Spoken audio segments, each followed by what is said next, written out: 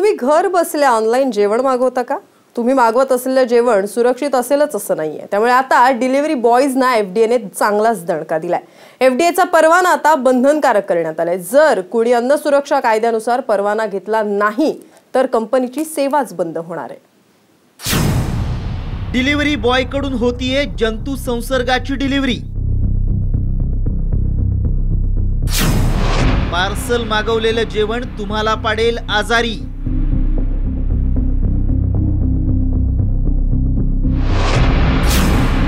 एफडीएचा delivery बॉयला दणका। घर बसल्या ऑनलाईन अन्न पदार्थ मागवण्याचा ट्रेंड सध्या वाढत चाललाय। त्यामुळे ग्राहकांना आकर्षित करण्यासाठी झोमॅटो, स्विगी, उबर ईट्स सारख्या कंपन्यांकडून ग्राहकांना चांगल्या ऑफर दिल्या जातात। मात्र ज्या डिलिव्हरी बॉयज कडून हे खाद्यपदार्थ डिलिव्हर केले जातात त्यांना एफडीएनं दणका दिलाय। डिलिव्हरी बॉयजला अन्न पदार्थ हाताळण्याचं तसंच अन्न सुरक्षेचं कोणतंही प्रशिक्षण दिलं जात नाही। त्यामुळे ग्राहकांपर्यंत सुरक्षित आणि दर्जेदार अन्न पोहोचेल याची खात्री देता येत नाही।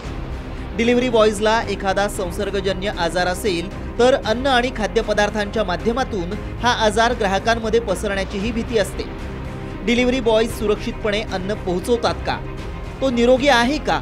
हे सर्व तपासण्याची जबाबदारी संबंधित कंपन्यांची आहे। कंपन्यांकडून नियमांचं पालन होत नसल्यानं अन्न आणि औषध विभागानं या डिलिव्हरी बॉयजना एफडीएचा परवाना बंधनकारक केलाय। तशा नोटीसही नाशिकमध्ये या कंपन्यांना बजावण्यात आल्या आहेत।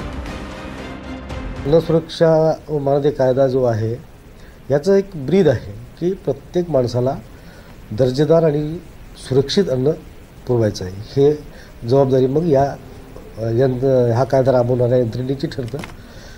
त्याप्रमाणे हे अन्न प्रशासनावर ही जबाबदारी आहे की प्रत्येक माणसाला सुरक्षित आणि दर्जेदार अन्न मिळालं पाहिजे। त्यासाठी मग कोणताही अन्न व्यावसायिक असो त्याला परवाना अथवा नोंदणी जी कायद्यानुसार जी बंधनकारक केलेली आहे ते घेणं फार गरजेचं आहे। अर्ज भरताना या डिलिव्हरी बॉयजना प्राथमिक माहिती द्यावी लागते। इतकंच नाही तर वैद्यकीय तपासणीची नोंदही त्यामध्ये करावी लागणार आहे।